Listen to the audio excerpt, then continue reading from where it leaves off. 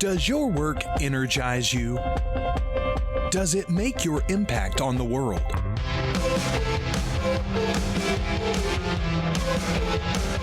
Welcome to Start Anew, the show that looks beyond success into freedom, fulfillment, and your passion-driven career.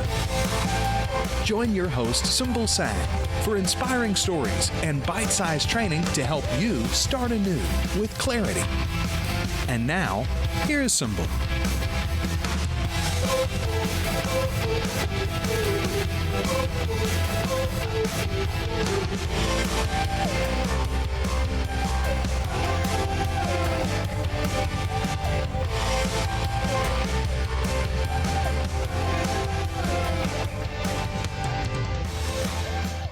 Britany, let's shift gears now and talk about how you're funding your freedom journey.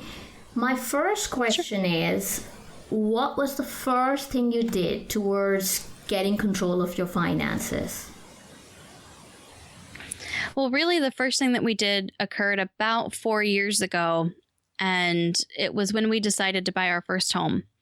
We had been throwing money away in an apartment, and, we had decent jobs and figured, okay, this is it. It's time to buy. And we knew that just because of the people that we were not going to stay put in one place for too long. So we knew we were going to sell our home eventually.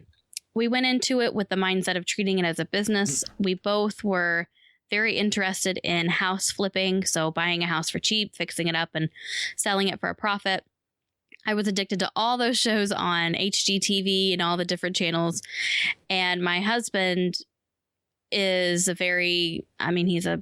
he's a guy's guy. He likes to use his hands. He knows how to, do certain housework and things like that. And my father has his own construction company. So I've always kind of had that attitude of being able to try and, fix things myself. And so we searched around for a house and found one that, we got for super cheap. It only had cosmetic issues, and we lived in it for 4 years and made some improvements as we lived in it.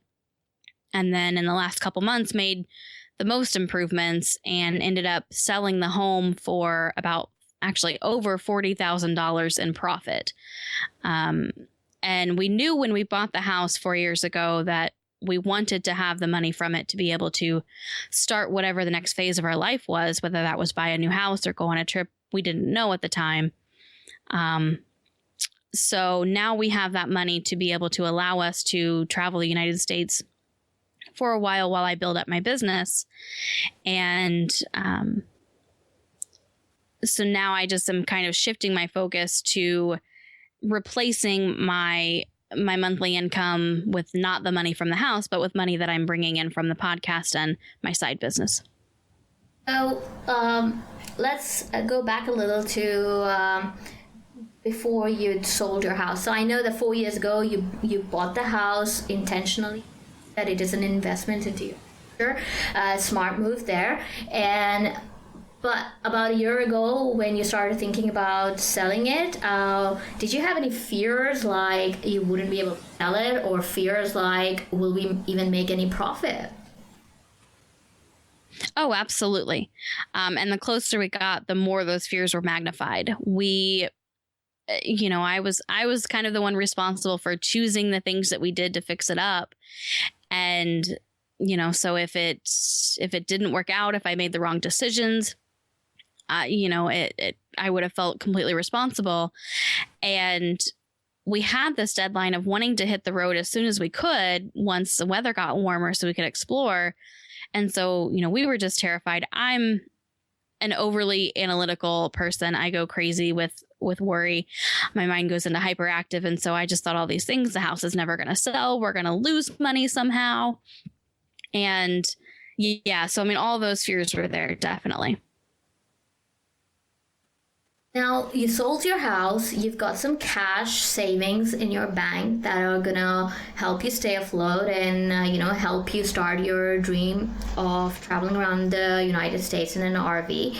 And you mentioned that you're also working on creating a new income from your business. So tell us a little bit about this business that you're starting.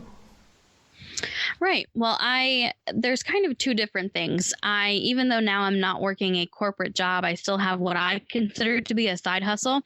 And that's something I just fell into with starting my own podcast. I'm really not even 100% sure how it got started, but I now I provide podcast editing services for other podcasters. So that takes on a wide variety of things depending on the client. I have some who kind of just want me to piece everything together and send the file back to them. And then I have others who want me to take care of the entire process. They send me the raw audio file and I edit the interview and piece it together, produce it, write the show notes, do social media posts, create the image, artwork and all of that stuff. So I'm doing that now for a select few clients. I'm realizing more and more that it's fun, it's okay, it's a way to bring in money, but it's really not what I want to do. So I'm trying to back away from that a little bit, but it is hard to turn away that paycheck when, I don't have any other ones coming in.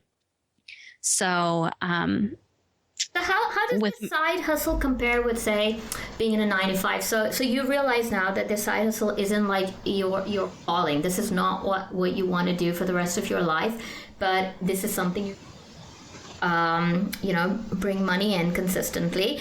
And how does that compare to having a job just to pay the bills? It's still considerably better. I still sometimes, I'd say. Right. I do have the freedom to work whenever I want to, as far as time of day. I have had some nightmare clients though, that have just made my life miserable. I fired them. So that was nice.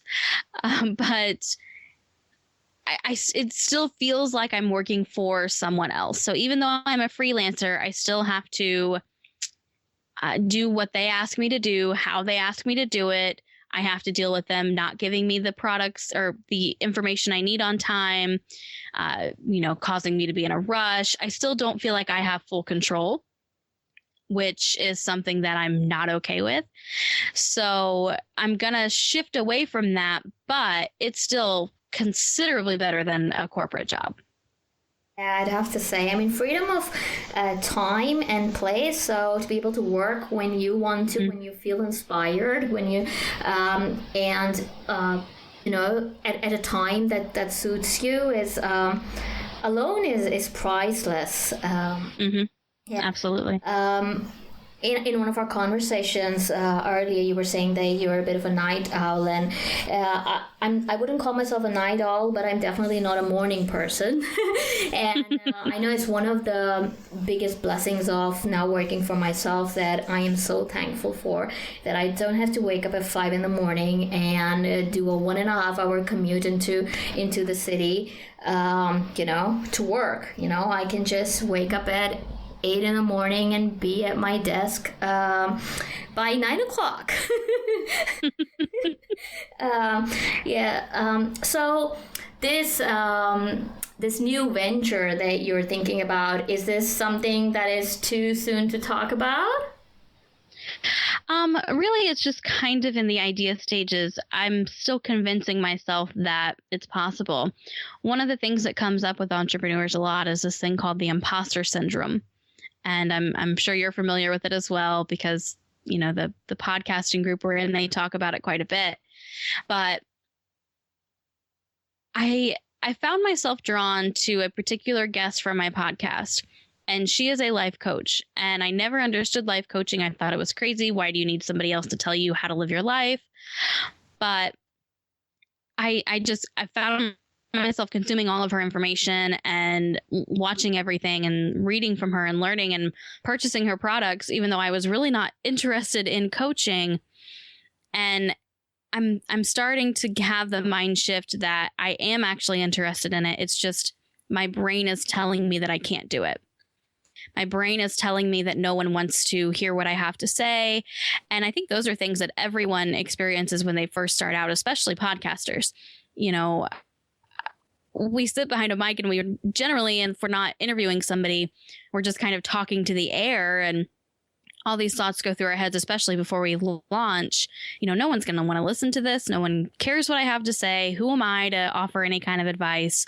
And so I'm working on that mind shift of coming out of that. And so I do see coaching probably becoming a very integral part of the Living Unconventionally brand, maybe even with retreats around the world one day. Wow, that sounds super exciting. And for what it's worth, I've been listening to your your solo Friday sessions, and you already sound like a coach to me. You're so wise, you're so inspiring. You talk about your challenges, and you talk about your positive outlook on those challenges, and I feel very motivated every time I listen to one of your Freedom Journey episodes. Oh, thank you so much. That really does mean a lot. And it's so easy to focus on all of the negative things that you have to say about yourself. And I think one of the best ways to combat that is to actually listen whenever other people give you a compliment. It's so easy to just dismiss it as, they're just being nice. But people don't really take the time out of their day to be nice unless they actually mean it. No, I absolutely mean it. In fact, just this morning, I listened to one of your episodes where you talk about this issue you had with the court. And yes. And oh my God, I was just thinking, if this had happened to me, I would have just completely broken down. And I was so inspired by, how you dealt with it and the learnings from it, and how you shared those learnings for others to learn from. Starters, I would highly recommend you check out Britany's podcast called Living Unconventionally. The link, podcast, show notes, and her website and all the resources on it will be on the show notes for today's episode. If you are someone who has a passion for traveling, who has similar values to Britany, which is to live life on your own, you have got to join her Facebook group. You will find links to that on the page as well. I'm part of her group, which is growing every day, and we're having some amazing conversations in the Facebook group with like-minded people talking about their travel dreams. Some of them are living the dreams, sharing pictures and stories, inspiring those of us who are not quite living the dream, but working our way towards them. I'd highly recommend you join that. Britany, before we part, tell us, what is your parting piece of guidance to those who feel stuck in their lives and want to start anew? And then share the best way we can connect with you online, and then we'll say goodbye. Sure. I think my parting wisdom is, and I've shared this in the Facebook group as well, just start, just take those small steps. You don't have to quit your job today and start traveling the world or start a brand new business. But if you just take those small steps of maybe researching how to do business online, just maybe start that process now, even if it's going to take you 10 years or 15 years. That sounds crazy. That sounds like it's never going to come. You'll never reach that day of freedom.